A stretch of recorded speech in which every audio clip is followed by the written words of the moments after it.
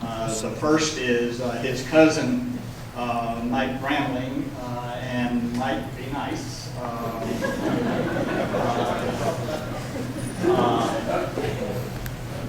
Be nice, Mike.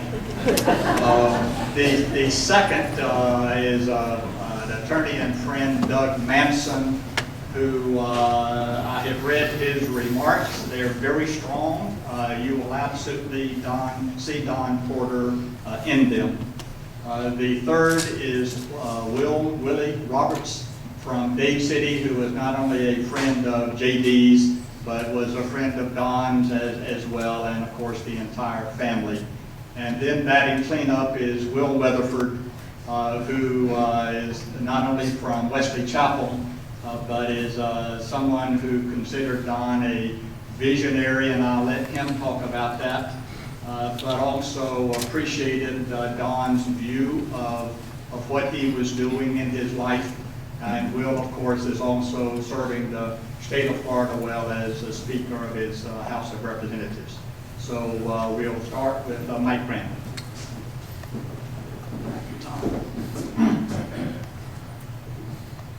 Tommy asked us all to try and keep our comments kind of brief because there are a number of speakers.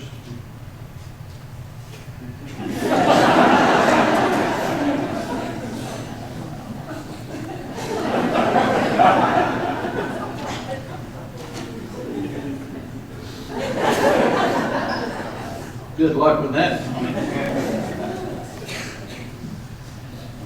All of you that knew Don for very long knew there were about 1,000 stories about him, most of which we can't repeat here. I'm going to try and give you a little bit of history on the way Don was raised and the way this area was 60 years ago.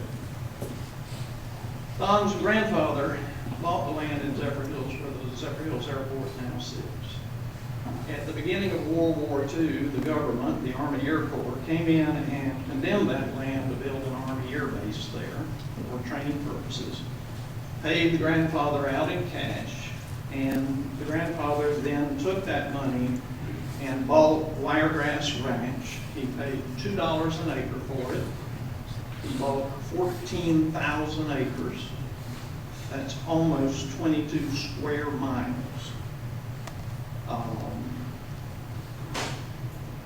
As an interesting note, Don's father and his brother inherited the land when the grandfather passed away.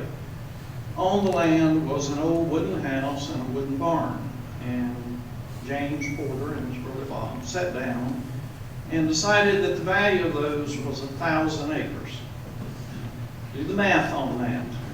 What would 1,000 acres equal today for an old wooden house and a barn?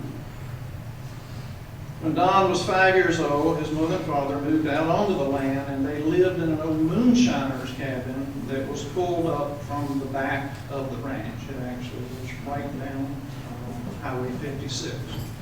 And they moved it up to Highway 54 to the pond up there, and that was called Clearwater Pond. Clearwater Pond was where all the local churches went to do their baptisms. The house was brought up from the very back down here all the way up down the dirt road across the bridge. And Don told me one of his earliest memories of the ranch was seeing the house down in a creek where it had broken the bridge and had fallen down into the creek. He never remembered how they got it out.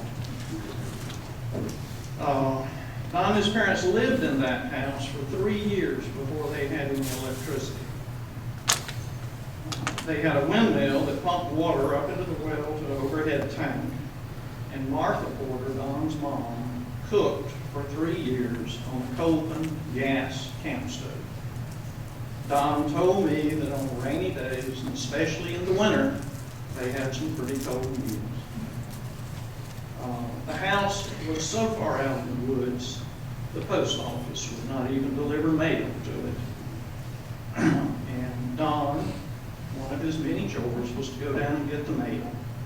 And he would either walk or take the tractor or ride a horse down to almost Wesley Chapel beyond Saddlebrook to Ben Murphy's house and get the mail there.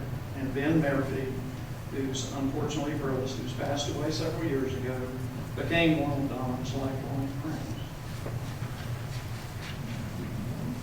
Don told me that at age 5, he was driving the tractor on the ranch.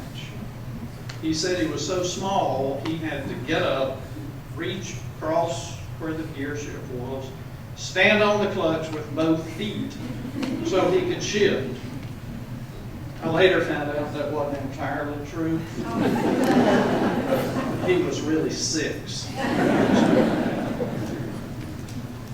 One of the many chores on the ranch, and his father, James Porter, made sure there was never a shortage of chores, was for Don and later his brothers, Tom and Bill, to get in the back of the old 1.5-ton Army truck that came from World War II, had landing mat sides on it that were welded on, and they would go down in the woods, and Don's job was to sit in the back of the truck and dump out the cattle pellets while his father drove the truck through the woods to feed the cows in the winter. And when Don got a little bit older, and based on the tractor story probably selling, he had to go down and do that by himself, which meant he had to pull the bags off and actually scatter them out. And when you do that, all the cows are right there with you trying to get the pellets. And one of Don's recurring nightmares was of him spreading out these pellets and the cows hooking and snorting and pushing, trying to get to him and the pellets. Don also told me of being in that same truck when his dad got it stuck down in the back 40, which is the county line road. It's Meadow Point, right over here now. And he said, according to Don, that's where his father, who those of you who knew him knows that he was an Olympic champion cusser, gave him a cussing lesson he never forgot. At his dad's funeral, Don explained that if you've never heard of the Olympic cussing champions, it's because nobody would challenge his dad. And personally, I've seen James Porter scare machinery into working. Anyhow, Don walked back in the dark from the back 40 with his dad. He said his dad was cussing the whole entire time. He did say it may have been uphill both ways to go to the back 40.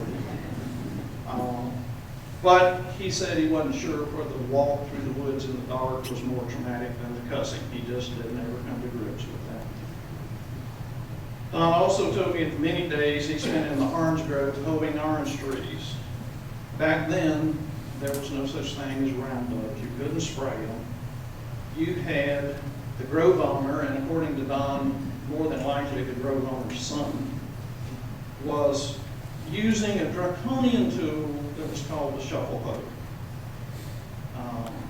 If you've never seen a shuffle hoe, you should know that there's a lot of work into a shuffle hoe. I remember when I was young and my brother and I would come up here for the summer vacation, we got to do chores too. And we would go out and help Tom and Bill in the grove with the shuffle hoes. Now, my brother and I didn't really do all that much of that, but not much was the thing. The biggest fear we all had as you were down doing the shuffle hoeing was that you would run up on a rattlesnake that was up under these orange trees. Don went to school down the road just beyond Ben Murphy's house in Wesley Chapel. He was in a small one-room schoolhouse, had grades 1 through 6 in it. And because of the way Don was, as he sat there, he listened and absorbed all the grades, classes. And eventually he had learned enough that the school marm let him skip the 5th grade. He went from 4th to 6th. And that, as a result of that, Don was the youngest person in his class when it came time to go to high school. Because he played sports in high school, and particularly baseball, he'd occasionally be allowed to drive that old truck into town. That truck was beat up, rusted, had a poor muffler, and was full of cow manure. Wasn't the greatest vehicle to make a favorable impression on your classmates, and especially the young ladies, when you were the youngest guy in the class. He told me that he would often park at 3 blocks from school and get out and walk the rest of the way to school. As luck and a lot of hard work would have it, Don became somewhat of a pitching sensation. For years, he held the state record for most strikeouts in a championship game by striking out 20 of 21 batters he faced. After the game, feeling somewhat cocky, he went to his dad to receive the expected praise. He told me that he was crushed when his father's only comment was, "What happened to the one you walked?" Needless to say, Don wasn't raised using today's standards of being concerned about the children's self-esteem. We talk often that the psychology of today back then was us trying to figure out how to survive our parents, not our parents trying to figure out what was wrong with us. Don also told me that his father could take his belt off with one hand, break the sound barrier, and have it across his backside before you could blink. Don received a full baseball scholarship to Ole Miss. Now, you remember I said earlier, he was the youngest one in the class. So the downside was that when Don left for college, he was only 16. The gift that Don got for going to college was he got his first store-bought shirt. Up until that time, his mother had sewn all the clothes for the family. Don's shirts, again, hand-sewn by his mother, were made out of flour sacks. And back then, flour was purchased in bulk because every meal included something fried, or biscuits, or gravy, maybe all three. And those were the middle of the century health food groups. The 20-pound bags of flour had printed patterns on them so that the farm mothers could use them to make clothes with.